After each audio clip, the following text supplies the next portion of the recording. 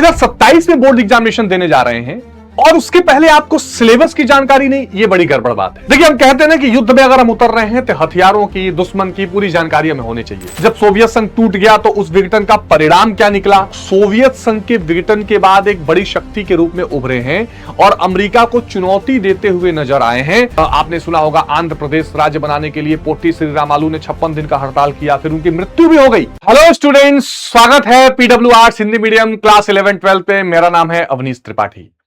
कैसे हैं मेरे प्यारे दोस्तों। 2027 में बोर्ड एग्जामिनेशन देने जा रहे हैं और उसके पहले आपको सिलेबस की जानकारी नहीं, यह बड़ी गड़बड़ बात है। अगर हमें बोर्ड एग्जाम देना है तो हमें सिलेबस की विस्तृत जानकारी होनी चाहिए। जिस घड़ी में आप लोगों ने भूगोल और इतिहास का सिलेबस तो देखा, और आज मैं अवनीश त्रिपाठी जो पूरे साल आपके साथ रहने वाला हूं राजनीति विज्ञान के साथ, आज आपको राजनीति विज्ञान या यूपी बोर्ड का जो सिविक्स है, नागरिक शास्त्र, उसका सिलेबस डिस्कस करने जा रहा हूं। देखिए, हम कहते हैं ना कि युद्ध में अगर हम उतर रहे हैं तो हथियारों की, दुश्मन की पूरी जानकारी हमें होनी चाहिए। बोर्ड एग्जामिनेशन भी हमारे किसी युद्ध से कम नहीं है और ऐसे में इस युद्ध की विस्तृत जानकारी, उसके जो डिटेलिंग है सिलेबस का, यह जानना बड़ा जरूरी है। तो आज के इस सेशन में जो राजनीति विज्ञान के 2 बुक्स आप पढ़ने जा रहे हैं या सिविक्स के जो 2 किताबें पढ़ने जा रहे हैं, उसकी डिटेल बातचीत करेंगे। बिहार बोर्ड में एक चैप्टर एक्स्ट्रा है और कुछ चीजें एक्स्ट्रा है, उसको मैं अलग से बताऊंगा, लेकिन बाकी सभी स्टेट बोर्ड्स अलग से, मतलब इसी वीडियो में बताऊंगा। बाकी अभी सभी स्टेट बोर्ड और सीबीएसई की एक ही सिलेबस है एनसीईआरटी पर, और बिहार में भी वही है, बस एक एक जो एक्स्ट्रा है उसका डिस्कशन हम लोग करेंगे। तो आइए शुरू करते हैं फटाफट से और देखते हैं कि राजनीति विज्ञान में क्या क्या चीजें आपको पढ़नी है। सबसे जो पहली किताब है वो है आपकी समकालीन विश्व राजनीति वाली। ये किताब है कंटेम्पररी वर्ल्ड पॉलिटिक्स, जिसमें दुनिया की राजनीति की चर्चा की गई है और उसमें क्या क्या चैप्टर आपको पढ़ने हैं, आइए जरा समझने की कोशिश करते हैं। सबसे पहला चैप्टर है 2 ध्रुवीयता का अंत। अब देखो, जो बिहार बोर्ड के स्टूडेंट्स हैं, उनमें एक चैप्टर एक्स्ट्रा है शीत युद्ध का दौर। शीत युद्ध का दौर ये एक चैप्टर, पहले ये ओल्ड एनसीईआरटी में होता था, अब उसको हटा दिया गया, लेकिन बिहार बोर्ड में ये है। और इसी शीत युद्ध से निकला ये 2 ध्रुवीयता का अंत, जिसमें आप पढ़ोगे कि भाई सोवियत प्रणाली क्या थी, बर्लिन की दीवार गिराई गई, सोवियत संघ, आप जानते हो शीत युद्ध, यहां से पढ़ोगे कि कैसे सोवियत संघ और अमेरिका के बीच में एक युद्ध जैसी स्थिति थी, पर प्रत्यक्ष युद्ध नहीं होता था। उस युद्ध में बर्लिन की दीवार उसका एक प्रतीक थी, और जब सोवियत संघ का विघटन हो गया तो शीत युद्ध समाप्त हो गया, उसी को 2 ध्रुवीयता का अंत कहा गया। तो उस विघटन का क्या कारण था, जब सोवियत संघ टूट गया तो उस विघटन का परिणाम क्या निकला।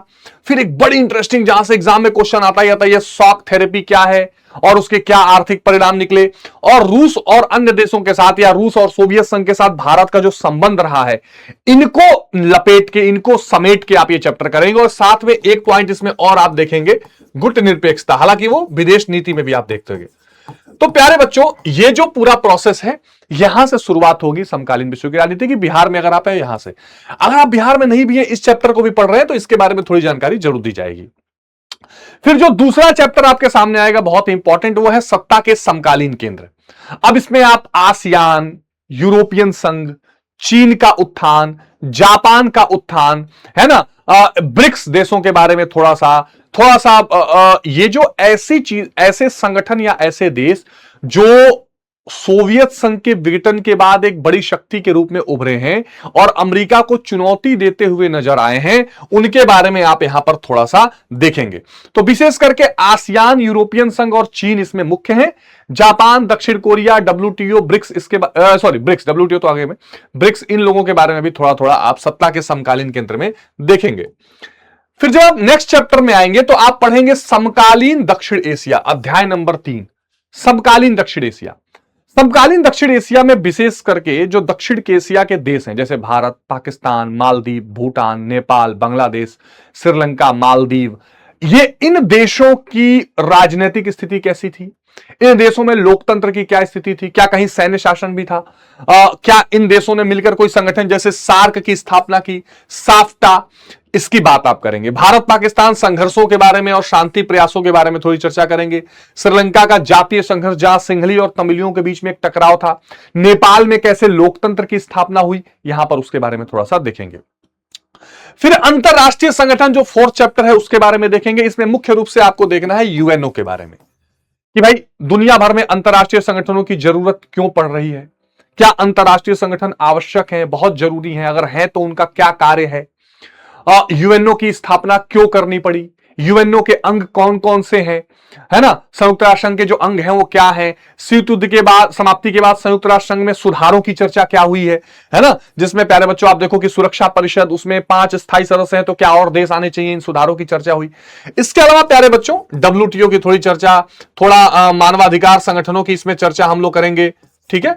मानवाधिकार जो संगठन है जैसे amnesty international, human right watch, एक संगठन है IAEA, इसके थोड़ी चर्चा करेंगे। तो ये अंतरराष्ट्रीय संगठनों में जो भी महत्वपूर्ण संगठन दुनिया के होते हैं, बहुत इंपॉर्टेंट है, जो आपको कॉम्पिटिटिव एग्जाम तक में हेल्प करता है, उसकी चर्चा हम लोग करेंगे। उसके बाद जो चैप्टर है समकालीन विश्व में सुरक्षा। अब यहां पर ये तो आपको ऐसे ही दिखाने के लिए मैंने पॉइंट्स लिख दिया, अदरवाइज मैं आपको समझा ही रहा हूं। अब इसमें बेसिकली सुरक्षा क्या है, सुरक्षा की जो 2 अवधारणाएं हैं, पारंपरिक, गैर पारंपरिक, इसका क्या मतलब है, मानवीय सुरक्षा कैसे इन दिनों दुनिया में उभर कर आई है, वैश्विक सुरक्षा की कैसे बातचीत चल रही है ना, खतरे के जो नए स्रोत निकले हैं जैसे आतंकवाद, जैसे मानवाधिकार, जैसे वैश्विक निर्धनता, और भारत की सुरक्षा रणनीति क्या है, इन सब चीजों पर चर्चा करेंगे। बहुत ही इंपॉर्टेंट चैप्टर है।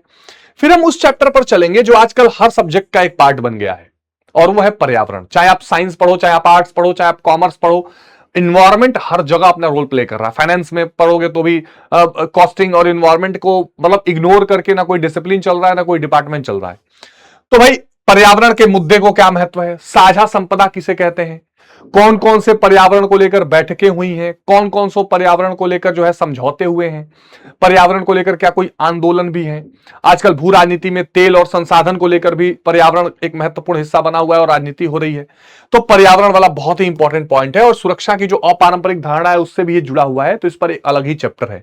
इसमें ग्लोबल वार्मिंग, ओजोन, स्टॉकहोम सम्मेलन, पृथ्वी सम्मेलन, इन तरह के महत्वपूर्ण मुद्दों पर चर्चा की जाएगी। फिर बुक 1 का जो आखिरी चैप्टर है वैश्वीकरण, जिसको हम ग्लोबलाइजेशन कहते हैं। तो वैश्वीकरण का अवधारणा क्या है, वैश्वीकरण के पनपने का कारण क्या है, जिसमें प्रौद्योगिकी या टेक्नोलॉजी का रोल बहुत इंपॉर्टेंट है बच्चों। फिर वैश्वीकरण चूंकि एक बहुआयामी परिघटना है, चर्चा हम लोग करेंगे, तो इसके राजनीतिक प्रभाव क्या हैं, क्या सामाजिक कोई प्रभाव पड़ता है, या सांस्कृतिक कोई प्रभाव पड़ता है, क्या ये केवल आर्थिक प्रभाव वाला है या और भी प्रभाव है इसके। फिर भारत पर वैश्वीकरण का क्या प्रभाव है, और वैश्वीकरण का विरोध और वर्ल्ड सोशल फोरम, इस तरह के जो टॉपिक हैं। जैसे आपने देखा होगा कि 2 विचारधाराएं हैं, वामपंथ और दक्षिणपंथ, तो इन दोनों ने मिलकर क्या कोई आलोचना की है वैश्वीकरण की, इसके बारे में देखेंगे। तो वैश्वीकरण का विरोध और आलोचना पर बहुत अच्छे पॉइंट्स बनते हैं, इसकी चर्चा भी प्यारे बच्चों इस चैप्टर में की जाएगी, ठीक है। अब इसके आगे हम लोग पहुंचेंगे भाग 2 पर, और वो है स्वतंत्र भारत में राजनीति। ये थोड़ी और दिलचस्प कहानी है, क्योंकि ये इंडिया के पॉलिटिक्स पर बात करता है। जब आप पॉलिटिकल साइंस पढ़ोगे तो आपकी हमेशा ये दिलचस्पी रहेगी कि भाई हमारे देश की पॉलिटिक्स की चर्चा होनी चाहिए, हमारे देश के पॉलिटिक्स में क्या हो रहा है हमको पता होनी चाहिए। तो उसमें जब आप पहुंचोगे तो सबसे पहला चैप्टर आप देखोगे राष्ट्र निर्माण की चुनौतियां। बहुत ही शानदार ये चैप्टर है, जिसमें बेसिकली आपको ये बताया गया है कि आजादी के समय भारत की कौन कौन सी चुनौतियां थी, जिसमें आप पढ़ोगे कि भाई कैसे लोकतंत्र लाया जाए, कैसे समाज में समानता लाई जाए, और कैसे एकता अखंडता उस समय जब देश का विभाजन हो रहा हो, ये 3 प्रमुख चुनौतियां थी। फिर विभाजन की पूरी प्रक्रिया आप देखोगे, कैसे विभाजन हुआ, किसको नुकसान हुआ, किन क्षेत्रों में ज्यादा हिंसा हुई, किन शहरों में ज्यादा हिंसा हुई, है ना, विस्थापन या पुनर्वास करना पड़ा तो इससे क्या समस्याएं आई, ये डिटेल में देखोगे। फिर रजवाड़ों का विलय कैसे हुआ, और इसमें सरदार पटेल की भूमिका, खास करके हैदराबाद, जूनागढ़, कश्मीर, मणिपुर, त्रावणकोर, ये सब जो रजवाड़े थे, इनमें क्या स्थिति रही, क्या भूमिका रही, कैसे इनका विलय कराया गया। 565 रजवाड़े थे, तो कैसे सब देश में एक साथ आए, बहुत ही इंटरेस्टिंग कहानी है। फिर राज्यों का पुनर्गठन और पुनर्गठन आयोग, वेरी इंपॉर्टेंट। जब देश आजाद हुआ तो अलग अलग राज्य के अलग अलग क्षेत्रों से आवाज उठने लगी, हमें राज्य बनाओ, हमें राज्य बनाओ। आपने सुना होगा आंध्र प्रदेश राज्य बनाने के लिए पोटी श्री रामालू ने 56 दिन का हड़ताल किया, फिर उनकी मृत्यु भी हो गई, फिर पहला भाषा के आधार पर राज्य बना। तो उसके लिए एक आयोग फिर बनाएगा कि कैसे राज्यों का पुनर्गठन किया जाए। तो फजल अली आयोग बना जो 1953 में, फिर 56 में राज्यों का पुनर्गठन हुआ, फिर आगे कई राज्य बनते चले गए। तो वो सारी कहानियां भी हम लोग देखेंगे। अब एक दल का प्रभुत्व का दौर, यहां पर बात थोड़ी होगी कांग्रेस पार्टी की, कि कैसे देश में आजादी के बाद एक ऐसी स्थिति आई जिसमें एक ही पार्टी 1952 का चुनाव, 1957 का चुनाव, 1962 का चुनाव क्लीन स्वीप करती है। तो क्या लोकतांत्रिक तरीके से करती है, या क्या दुनिया की जो और पार्टियां हैं पीआरआई जैसी मैक्सिको की उसके जैसे धांधली होती है? अगर मान लीजिए कांग्रेस एक तरफा जीतती है 364 सीट, 371 सीट, 361 सीट, तो उसका कारण क्या है? क्या ये एक दल का प्रभुत्व तो जारी रहता है? इन सब बातों पे चर्चा करेंगे।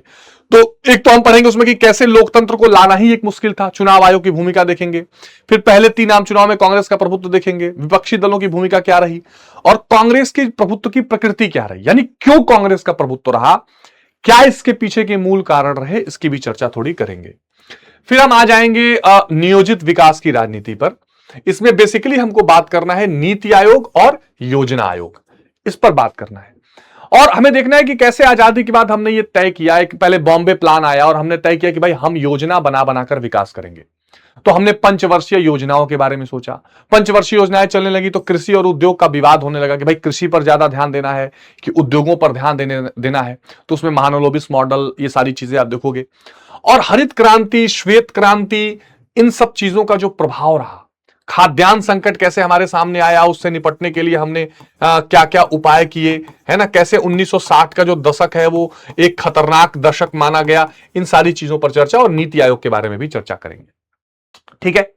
फिर हम लोग आ जाएंगे भारत के विदेश संबंधों में, और उसमें विशेष करके नेहरू की नीति, गुटनिरपेक्ष की नीति, और चाइना पाकिस्तान के साथ भारत के संबंध कैसे रहे हैं, इस पर हमें चर्चा करनी है। तो ये एक बहुत ही इंपॉर्टेंट चैप्टर है, एक ऐसा चैप्टर जो आपके जब आप तैयारी इसकी, जब इसको पढ़ लोगे आप, तो आप जो कॉम्पिटिटिव एग्जामिनेशन दोगे तो वहां भी आपको यूपीएससी, पीसीएस, इन लेवल्स में भी काफी हेल्प करेगा।